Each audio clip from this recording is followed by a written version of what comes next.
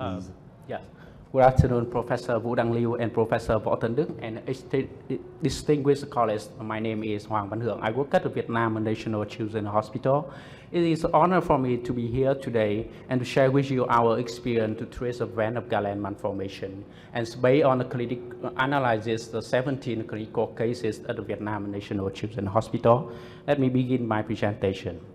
As you know, the event of Galen malformation is or VSRNM is a rare and a complex congenital cerebrovascular disorder. It's account for 1% of all cerebrovascular malformation, but it's up to 30% of the major vascular malformation in the pediatric, and the making is a challenging in the challenging cortical. I'm so sorry.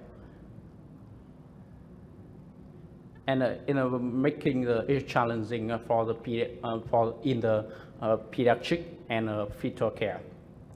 And you know that the vein of Galen malformation is not a true AVM, but a primary arterial fistula. It results from the embolic persistence of the medial prosencephalic vein of Markovsky, and is from a direct connection between a high pressure arterial and the deep venous system bypass the capillary bed. And the clinical consequences are various by age. In a neonatal patient, usually presented with a heartache or pulmonary hypertension, whereas in older children, usually is presented with a macrocephaly or the psychomotor delay. And some cases, the conditional were detected incidentally. And the primary objective of our study include three parts. The first, to describe the clinical and angioarchitecture characteristics, and second, to analyze the interventional strategy and the embolic material angiography outcome, and finally, to evaluate the clinical outcome and safety profile of endovascular treatment. And let's move on to the first outpass. And 17 patients were enrolled in our study during the 5-year period from the 2019 to the 2024, with a slight mild prominence of the 59%. A key feature of our cohort with the 53% of cases identified via the fetal imaging. This reflects the progress in the prenatal diagnosis and allow us to prepare an intervention more effectively and on time. And we look at the clinical symptom of the presentation, and there are 41% of the patient with a systematic patient. And among those presentation, cardiac failure or pulmonary hypertension was the most common, accounted in the 17.6% of cases. And other initial presentation include macrocephaly and the macrocephaly associated with the prognosis. And we use a classification Longitudinal to the satisfy and the management. And as you can see, the Moore type was the most common in the nearly 65% of the cases. And another type, Moore corridor type, was seen in about 23.5% of cases. This distribution is notable, and as you know, the Moore type are general associated with a better prognosis. And now we turn to our interventional strategy and the results we achieved. You know that the endovascular intervention is the first line treatment event of Galen malformation. And our principle is the straight and the plain occlusion of the arterial venous shunt. Is not aggressive or the single session curable. And the goal is to gradually reduce the hemodynamic disturbance and allow the neurovascular system to adapt and promoting a normal neurological development. And we follow the multiple modal approach and based on the anatomy of each lesion. And as you can see in the chart, the coil was the most common new in more than 70% of cases. And over half of cases were equal to the NBCA. This reflects the flexible and tailored to our strategy was. And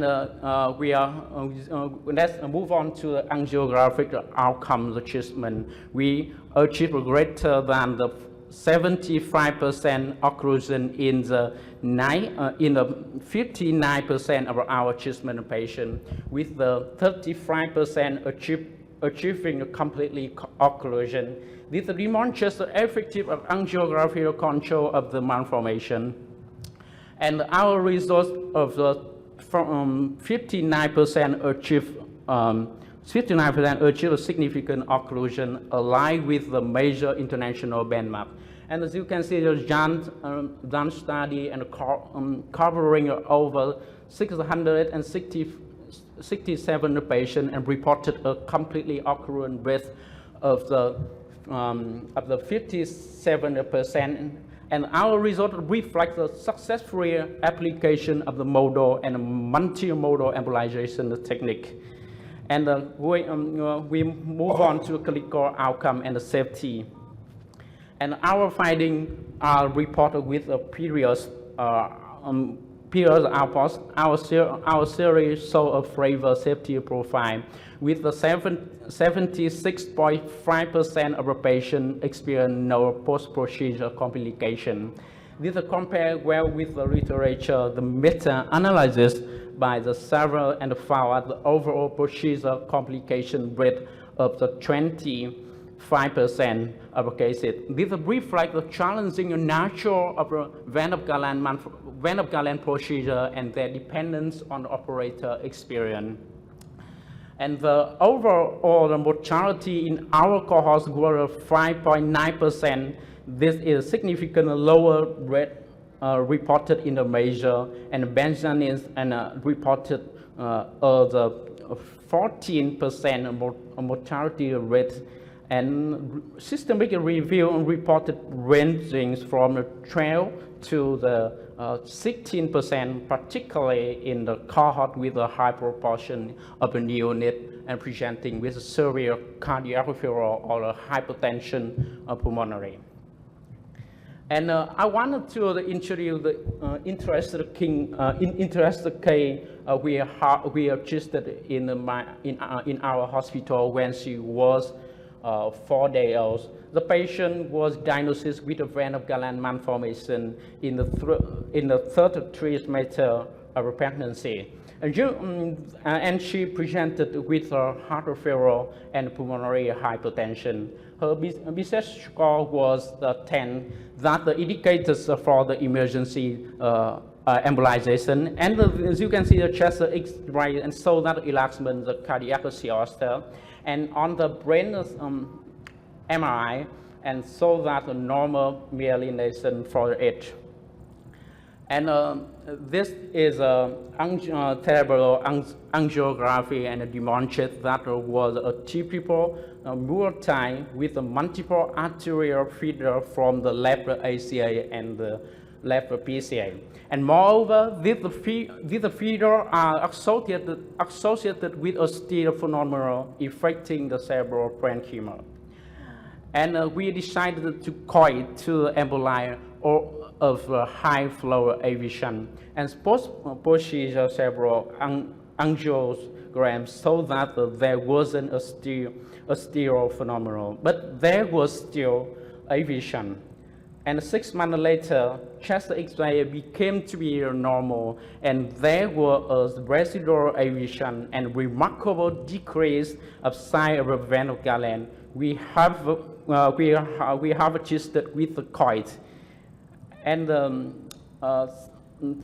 3 years later, the patient came to our hospital with a normal development, and the CT and the angiography so that completely eradicated the aviation and without any adjustment. I have some take-home message. Endovascular intervention is the primary and safe and effective treatment for vein of Galen malformation, and the optimal outcome depends on a comprehensive and multiple disciplinary strategy that are tailored to each lesion. Thank you for the attention. I'm so happy to receive any question.